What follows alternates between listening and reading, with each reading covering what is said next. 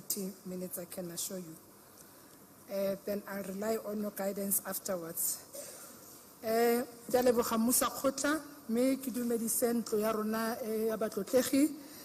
also pass speedy recovery to the Deputy Speaker, Mayor Lena Micha, and also greet our Honorable Premier, Re Taubitsa Bushimape, my colleagues in the Executive Council, and then the Chairperson of the Portfolio Committee, Leba Haitsu Botle, Babu Konubu Pirima, Banabarna Badikolo Babaleon Hone Dumelang. Madam Speaker, the 2022-23 second Northwest Provincial Adjustment Budget estimates of provincial revenue and expenditure is tabled in line with Section 31 of the PFMA. This section of the PFMA states that the MEC for Finance may table an adjustment budget of the province that provides for the appropriation of funds that have become available to the province.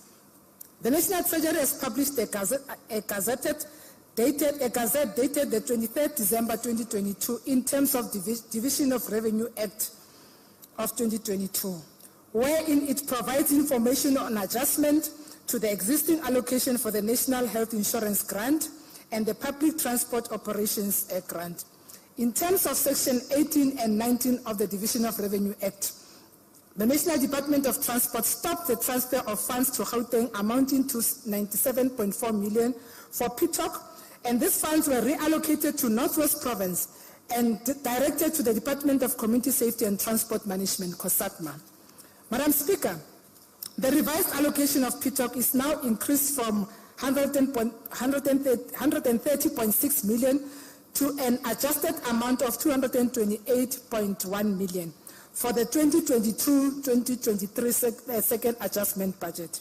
Furthermore, the National Department of Health stopped the transfer of funds to Eastern Cape of an amount of 7.4 million, Free State 381,000 rands, Limpopo 3 million, Northern Cape 4 million, Northwest 9.3 million, and Western Cape 8.6 million.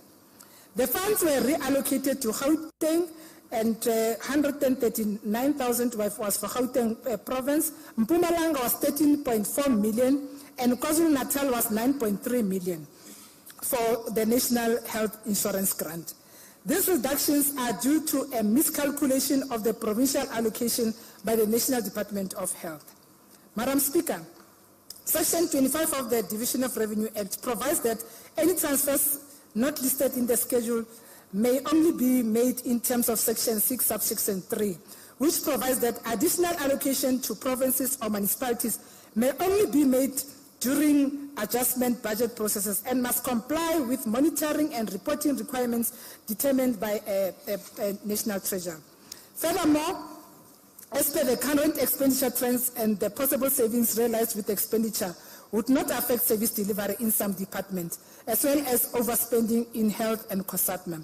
An amount of 158 million was reduced from 4 departments, namely the Office of the Premier, the Department of Economic Development, Environment and Conservation and Tourism, Provincial Treasury, and Department of Agriculture and Rural Development.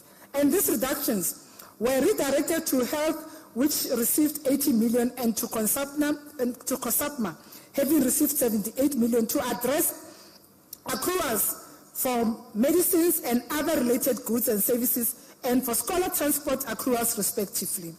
This, Madam Speaker, implies that the challenges of accruals every year in, year out is going to be history, because the accruals for COSATMA will be cleansed, especially on around the scholar transport. And communities and members will hear, as we present the provincial budget, how we have allocated the Department of COSATMA to be able to go out on a tender, but also how they've closed their financial year in this current financial year. The reallocation of the above funds has necessitated the province to embark on a process of tabling the second adjustment budget, which will assist the appropriation of the funds into the Provincial Revenue Fund. Madam Speaker, it gives me great pleasure to table before this August House the 2022-23 second adjustment budget bill for your consideration. As we all know that we have done the adjustment last year. To the extent that the second adjustment budget has been necessitated by the changes of the Division of Revenue Act, it would impact positively, my apologies, it will impact positively on the expenditure of mainly two departments, Community Safety and Transport Management and the Department of Health, including the need to finalize, there's a need to finalize the bill, and I respectfully, Madam Speaker, request this August House to consider the bill and ensure that it is finalized by the 11th of March 2023. The reason why we are pleading for the date, Madam Speaker, is to ensure that we are able to close the books on time as we are closing the financial year of 2021-22 financial year, Madam Speaker. And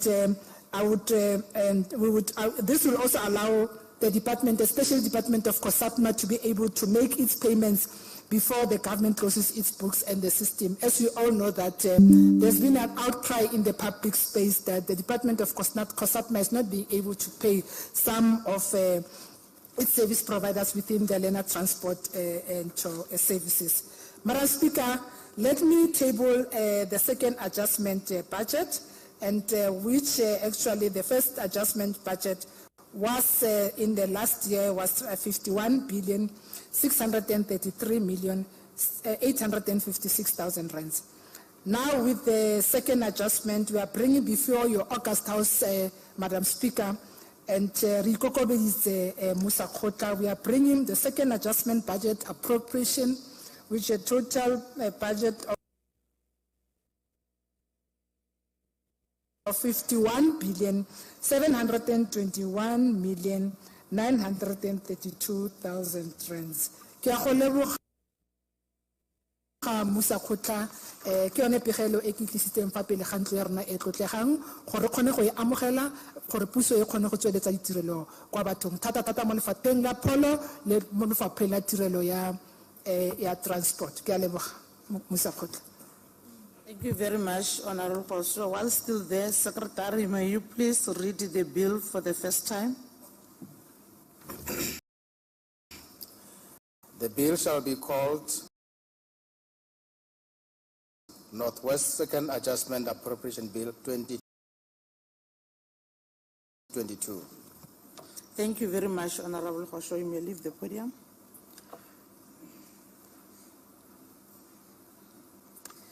This bill and the accompanying, there's a chair, because you are coming back, Honorable Pastor, there's a chair somewhere there. This bill and the accompanying documents stands referred to the Portfolio Committee on Premier Finance, Cooperative Governance and Traditional Affairs for further processing. The committee must prioritize this bill and report back to the House in the next special sitting that will be convened on Thursday, 9th March 2023. Honorable Pastor, you may now present the budget speech and introduce the Northwest Appropriation Bill 2023 to the House in terms of Rule 247. Honorable Pastor, you have 40 minutes. You did very well earlier, but you have 40 minutes. Proceed.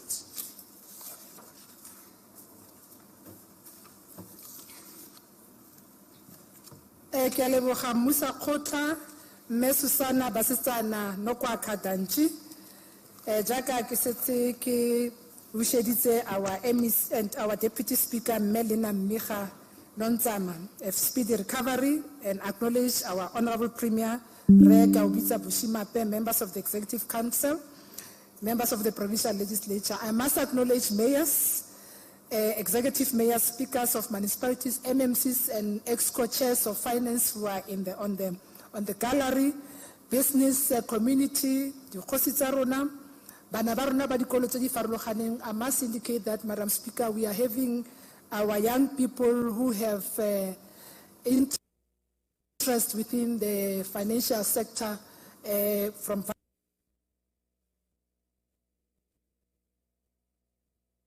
various schools around Mahikeng. Mudirastulo one Board of Public Entities, heads of departments and CEOs of public entities, and MMs from various municipalities, together with the CFOs, leaders and members of labor movements, civil society and faith-based organizations, distinguished guests, Madam Speaker, it gives me a great pleasure to stand here today to present the 2023-24 budget proposal to this August House, which sets out the funding proposal for various service delivery programs that will be executed as part of the 2023 medium-term expenditure framework. To enable us to communicate the proposals, we will be tabling the following documents for the indulgence and consideration 2023 appropriation bill. The second document is the 2023-24 estimates on the provincial revenue and expenditure. The third document is a provincial socio-economic review and outlook, and the largest embodies the accomplishments and pledges made since the commencement of our journey in 2019, when the current administration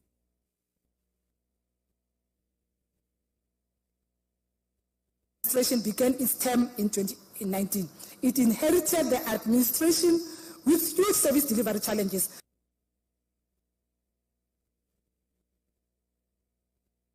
These challenges, service delivery programs. In response to the COVID-19 pandemic, the province revised the 2020-2021 budget thrice, which was unprecedented. The budget had to be reprioritized to provide for socio-economic relief, increased public health spending, and a vaccine rollout. And Madam Speaker, I think we have done well under the stewardship of the Department of Health, where we were from time to time through the command center being able to respond to the call and to response plan. This budget aims to showcase the government's commitment towards funding service delivery programs and sets a solid foundation for the next administration to sustain the execution of the programs meant to eradicate the triple challenges of poverty, unemployment, and inequality. Leto la rona le ntse le se bonolo ebile ga le kitla le nna bonolo ka ntlha ya dikgwetlho di le dintsi tse bagarona ba itemogelang tsona jaaka kolotlase ya ikonomi, matlhotlhapelo a tlhago, botlhokatiro, lehuma le malwetse a tswelelang go runya nako le nako. Seno se ba puso ka fa tlase ga kgatelelo e seng kana ka sepe. Bagaetsho, ke a le netefaletsa gore puso ga e ne felela ke ditlhale merutseng. E tla tswelela gore ka bonyenyane jo e nang le bone e kgaoganye bonnye bo go rebolela ditirelo go ya bokone bophirima ka bophara. Ga go nke go lekana mme ga re kitla re phuta matsogo re reteletswe. Madam Speaker, Premier Bushimape stated in his 2023 State of the Province address that the government's primary focus to the next 12 months will be the biggest ever government delivery program. I quote him, which will involve abandoning planning and conferences and instead working in the neighborhoods and streets to improve service delivery. We pledge to use public funds responsibly by reducing unnecessary spending, increasing efficiency, and saving through appropriate use of technology and economics of scale. Madam Speaker, the Minister of Finance, Mr. Enoch Godongwan, has reported that the national economy has grown by 2.5% in 2022, which growth is attributed to increased demand of our minerals, swift recovery from COVID-19 induced economic decline, as well as gains from the latest economic rebase as reported during the third quarter of the 2022. The combined private sector and public sector investment, 13% of gross domestic product, is well below the National Development Plan target of 30%, as well as the international norm of 20%. The growth rate is still below the NDP target of 6%, which was meant to eliminate the persistent socio-economic problems, including the current national and provincial unemployment rate of 32% and 39% respectively. The most affected are the youth or those who enter the labor market for the first time. Madam Speaker, the provincial economy is performing at a suboptimal level. The Northwest Province has a total real GDP of 231.7 billion. Overall, the provincial economy is expected to register an average annual growth rate of 1.48% from 2021 to 2026 financial years. The province contributes 7% of the national population and national economy. In return, the province is entitled to 7% of the national collected tax revenue through equitable share in 2023. The greatest contributor to the Northwest Province economy in 2021 was the Bujalala Platinum District, which contributed 98.3 billion, which is reduction from 106.7 billion in 2019. And we all know this is also a result of COVID-19 pandemic challenges, which affected also the economy that was still also, we were also under serious economic meltdown. The lowest contributing region in the is Dr. Ruth Khumutsi Mumpati district, which contributed 19.8 billion in 2021. Overall, the provincial economy is expected to register an average annual growth rate of 1.48% from 2021 to 2026 financial years.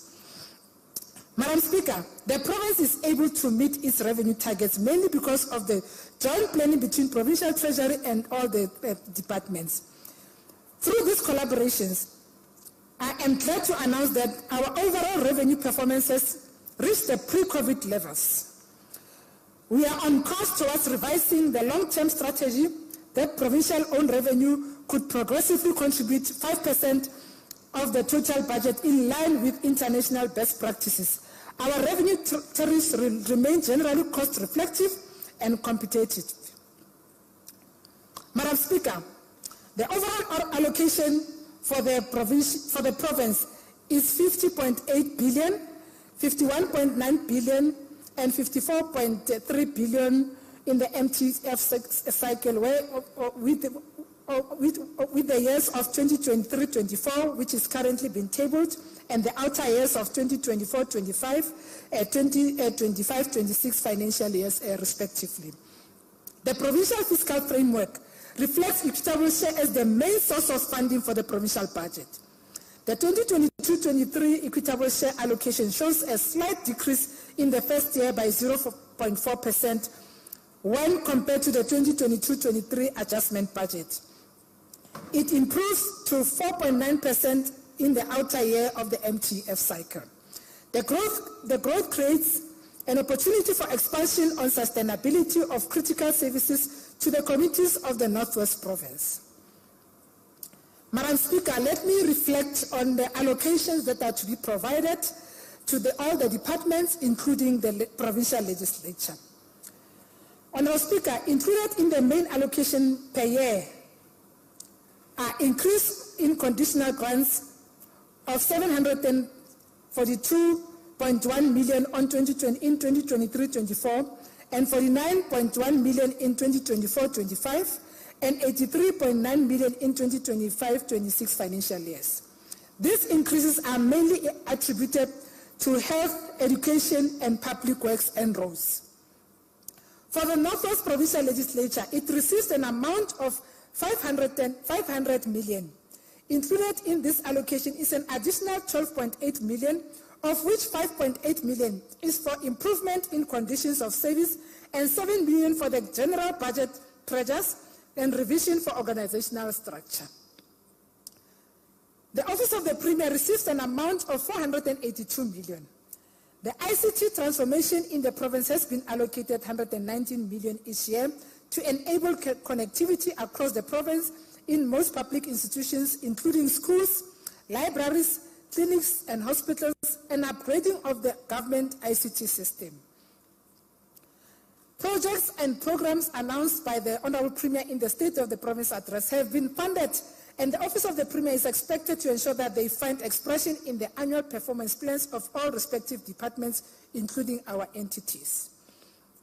Madam Speaker, the Provincial Treasury receives an amount of 565 million to continue with the provision of technical support to municipalities, departments, and public entities. The Department of Community Safety and Transport Management is allocated 2.3 billion. Provincial Executive Council has resolved to decentralize the management of the government fleet from the Department of Community Safety and Transport Management to all provincial departments effective from the 1st of April 2023. This will reduce the departmental owned revenue by 506 million over the MTF cycle. The log-sheet revenue budgets from individual departments will be utilized to maintain, repair, and refuel the departmental pool services, vehicles in departments, and no additional funding will be allocated to departments with the exception of the Department of Community Safety and Transport Management for this purpose. This is to cushion the department from the related own revenue loss as a result of this decentralization process. An allocation of 90 million over the MTF, translating to 30 million each year, will be added to the department's budget. So we will also cushion COSATMA to ensure that they are able also to recover from the losses in terms of the revenue that they've contributed over years. Madam Speaker, the scholar transport is a critical component of the right to basic education, and without it, thousands of learners will continue to struggle to gain access to schools in a safe and dignified way. As a result of this collaborative effort, a total amount of 1.3 billion over the 2023-2024 MTF is set aside for scholar transport with a single layer allocation of 450 million. To address the challenges that are related to the implementation of scholar transport program, the three departments, Education, COSATMA, and Provincial Treasury, have agreed to work together to address all scholar transport-related challenges. Part of addressing these challenges relates to verification of all routes and ensure that they all fall within the prescribed policy. However, the process with COSATMA in making sure that the scholar transport budget is concluded and the processes goes underway will proceed parallel to the process of verification. The three departments have also agreed to cap inefficiencies by strengthening monitoring towards the impact of deviation from the national standards. Part of the solution towards scholar transport, the Department of Education would fast-track the development of the mega schools to release the financial burden relating to this expenditure item. Madam Speaker, the Department of Cooperative Governance and Traditional Affairs is allocated an amount of 659 million to effectively monitor, support, and promote local government and institution of traditional leadership through cooperative governance system. Inclusive in this allocation is an amount of 155.2 million over the MTF for water and sanitation. This allocation is for the short-term water intervention initiatives, honorable members. Conditional grants for provision of water within municipalities will continue to serve as the main source of funding for addressing water challenges in the province. The department should take the lead and support municipalities in drafting practical and implementable plans for water-related initiatives and ensure that those plans are successfully implemented. And I think MEC Malloy has already indicated and also responded on the statements made by members on grants expenditure. The Department of Health receives an amount of 15.2 billion. The additions for the conditional grants allocation for the Department of Health amounts to 113 million for 2023-24 for health facility revitalization grant, human resource and training grant, national health insurance grant, national treasury services grant, and expanded public works program. Availability of medicine and medical supplies in clinics and hospitals is key to preserve lives and improve conditions thereof. Medical inflation is normally higher than normal goods and services inflation. However, provincial budgets are not growing at a faster rate compared to medical expenditure. This results in the Department of Health registering accruals on medicines and medical supplies year on year. The budget makes provision for 200 million each year of the MTF towards accruals, and the department is also expected to ring-fence an additional amount of 150 million within the same period towards accruals. Additional allocations of 500.6 million for 2023-24 and 557 million for 2024-25 and 578.8 million for 2025-26 financial years have been added to address budget pressures and shortfall on compensation of employees. Madam Speaker, the Department of Education is allocated a budget of 20.5 billion. Included in this budget is an amount of 153 million in the 2023-24 financial year for early childhood development grant and the National School Nutrition Program grant and Education Infrastructure grant. Early childhood development grant received a top-up subsidy amount of 30 million in the outer 2 years for increasing access to early childhood subsidy, the ECD, and pre-registration support packages and nutrition support and results-based finance initiative. In addition, an amount of 109 million has been allocated to the Education Infrastructure Grant in 2023-24 financial year for the carry-through costs associated with the repairs and rehabilitation of schools damaged by floods. An additional allocation of 36 million to the National School Nutrition Program grant throughout the MTF is geared towards the continuation of the provision of nutritious meals to a total learners of 744,320 each day at school. So we are having this total number of our learners in schools that we need to take care of. On our speaker, job creation within the education sector is funded to the tune of 405.5 million in 2023-24 financial year through the Presidential Youth Employment Initiative. This budget also makes provision for learner and teacher support material to the value of 672 million. Furthermore, to facilitate effective learning and reducing the impact of high costs of airtime, internet data for learners, and for the rollout of access to internet through Wi-Fi connectivity at schools, an amount of 97.3 million is allocated for these critical expenditure items over the medium-term expenditure framework.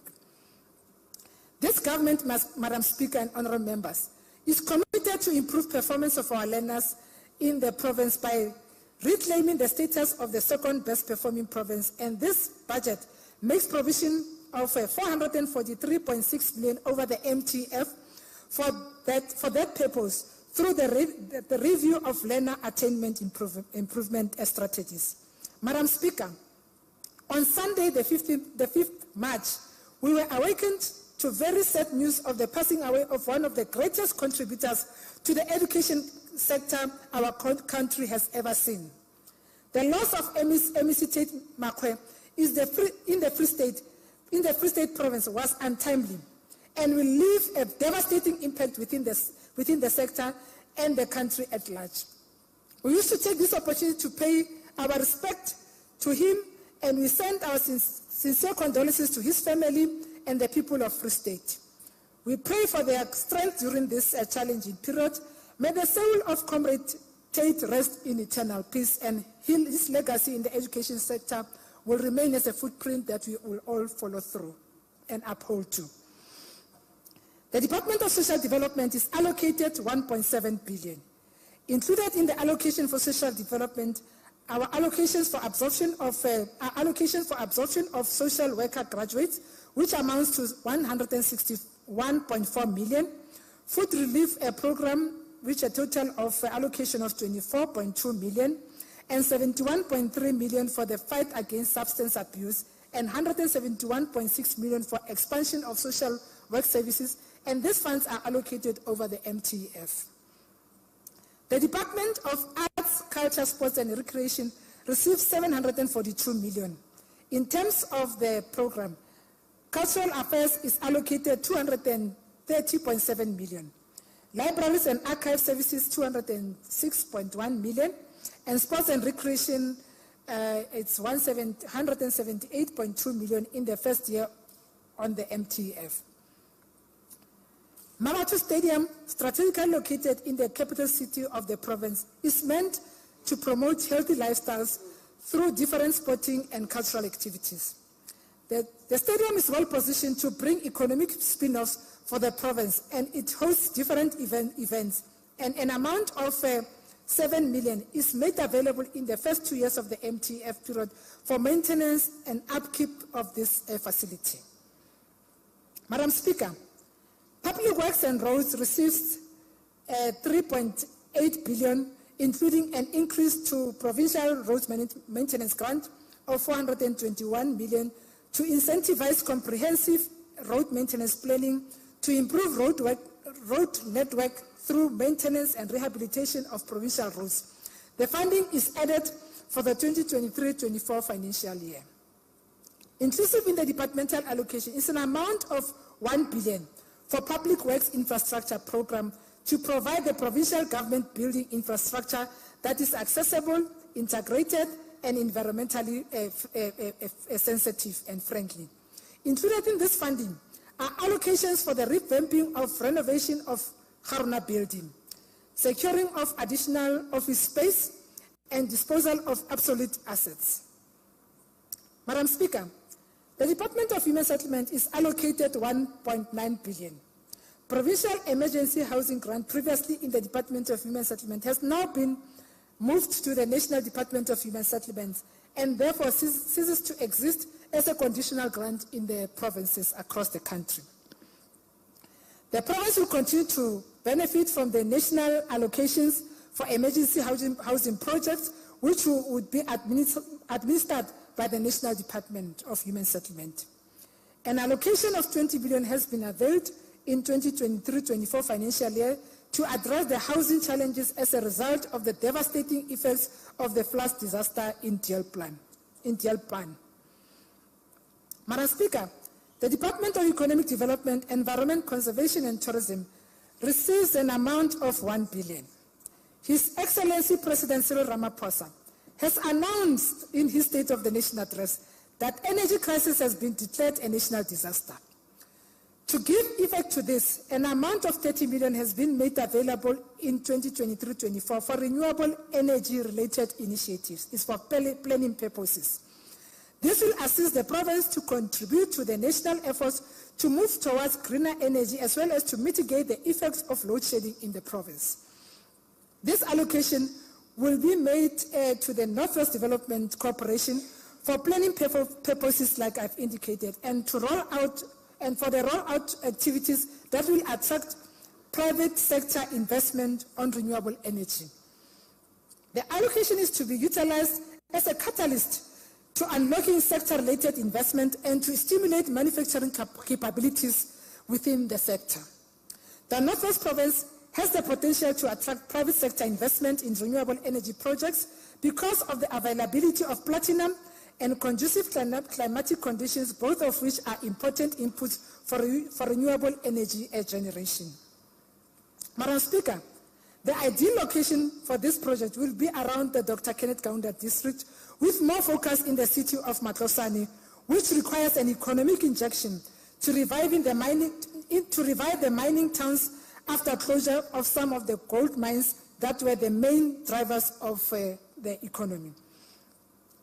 This will be the provincial contribution towards national initiatives to invest in renewable energy to address the negative effects of excessive carbon emissions from fossil fuel consumption.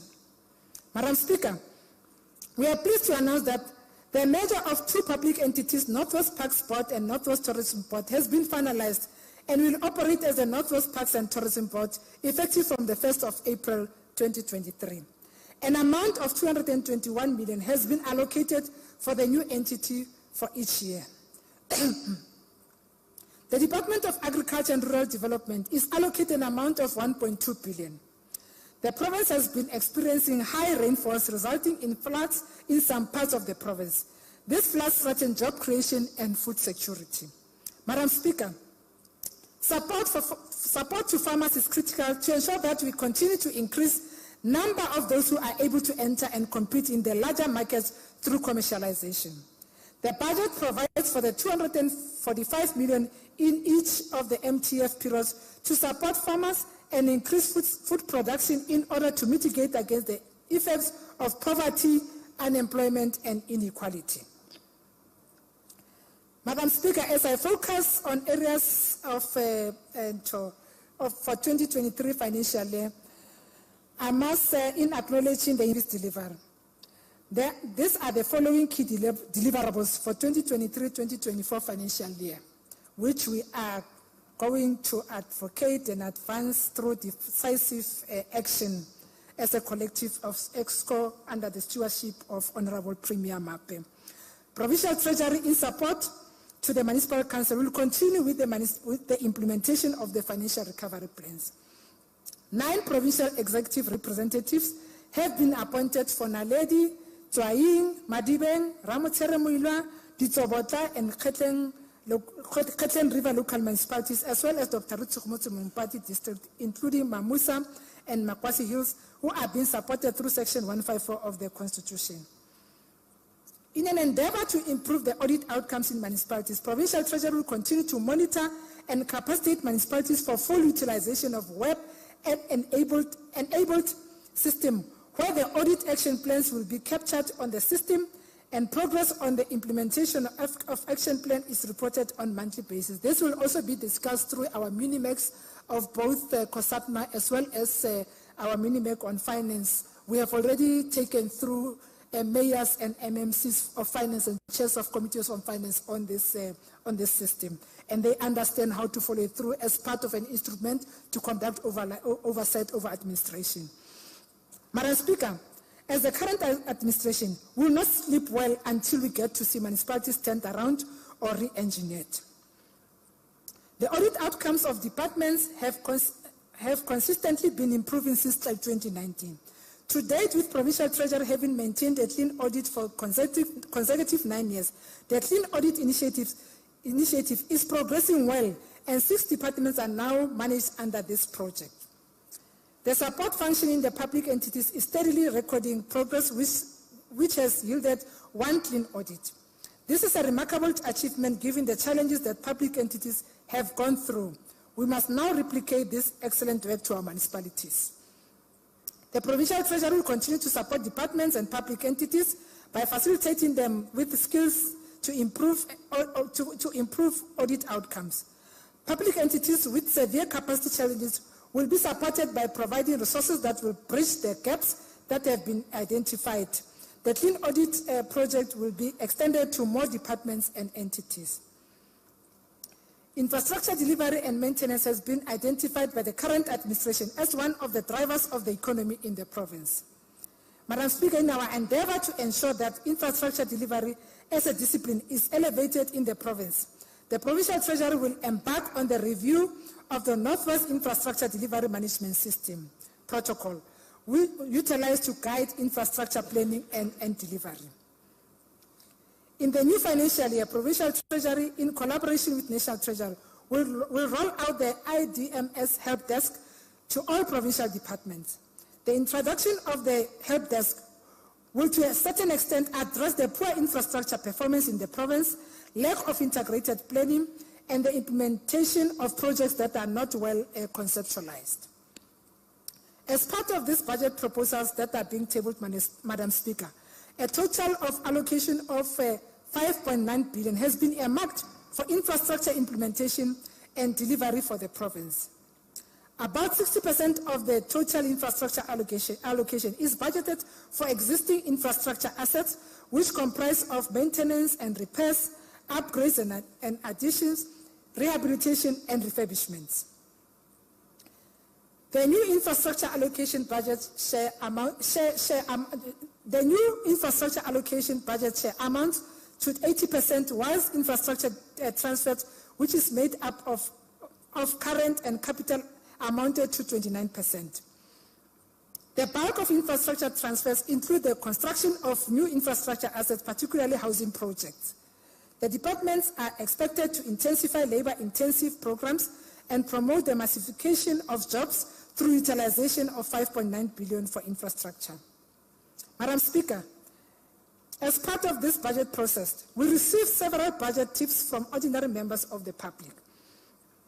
Lucky Jasmine advised that more funds need to be directed to public works so that more jobs could be created through infrastructure delivery.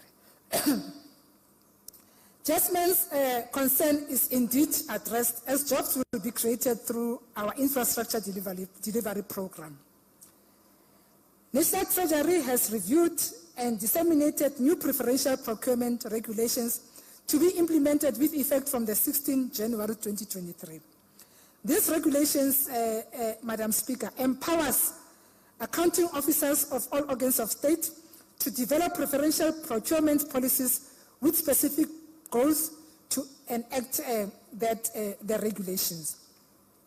Honourable Speaker, the Provincial Treasury will be monitoring the implementation of the procurement policies by organs of state with view of ensuring that procurement meets the 40% target for women, youth, people with disabilities and military veterans through the strict adherence to the specific goals as outlined.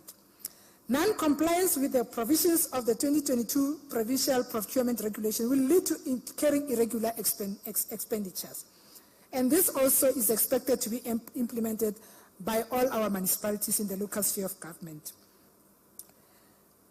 The training, Madam Speaker, is continuing for Chief Financial Officers of municipalities, departments and entities, and is envisaged to be finalized before the end of the current financial year. Madam Speaker, let me assure you and assure the people of Northwest and this August House that despite the scarcity of resources, the budget table today will address the needs of our people, which are mainly provision of quality health care, improving education standards, and investing in adequate infrastructure. Furthermore, the budget also addresses issues of building safer communities, restoring the dignity of vulnerable people, provision of housing and promotion of arts, culture and sports, mainly for the youth of our province.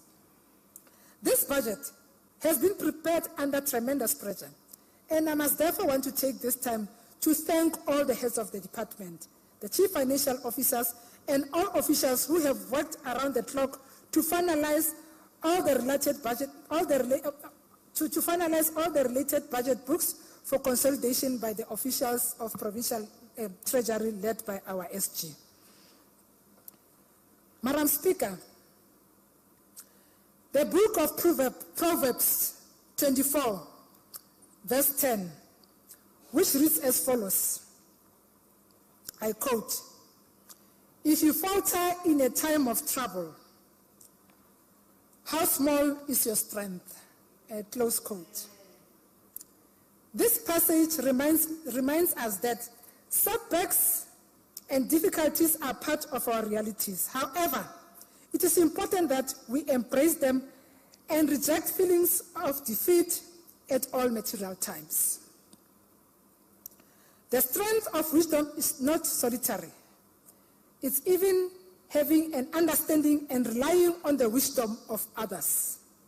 It is that I take this opportunity, Madam Speaker and honorable members, that I thank and express my sincere gratitude to the following for their guidance and support during the compilation of the 2023-2024 provincial budget. I want to take this time to thank you, through you, Madam Speaker, to thank you, Honorable Premier Re Mape, for your guidance, your wisdom, and the stewardship. I know it was not an easy budget. At some point, you raised sharply certain issues, but they made us better people as Provincial Treasurer, and we continue to appreciate your guidance.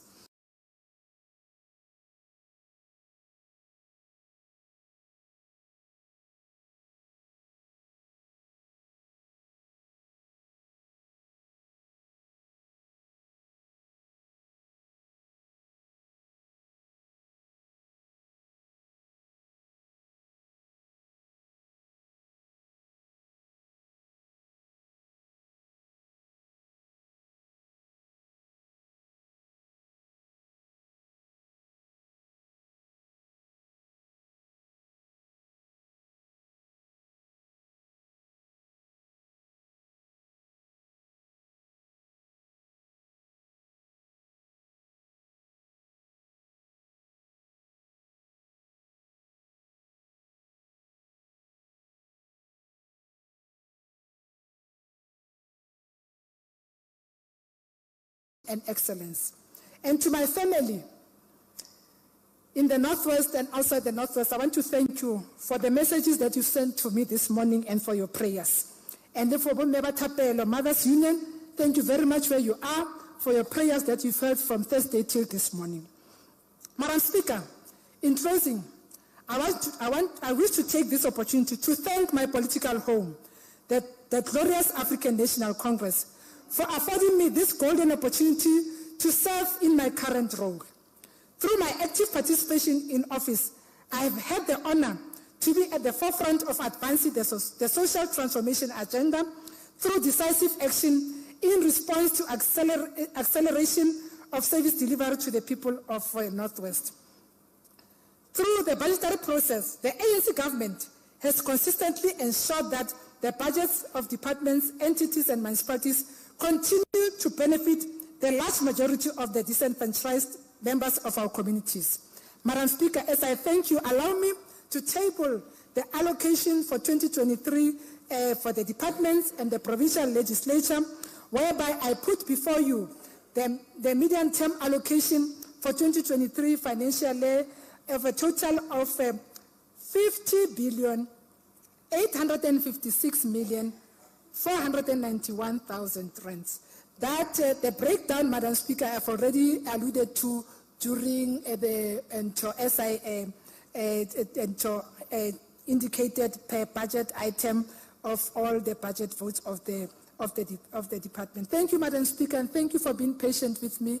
And my apologies for the letter of yesterday, like you whipped me last night. Thank you very much, Madam Speaker.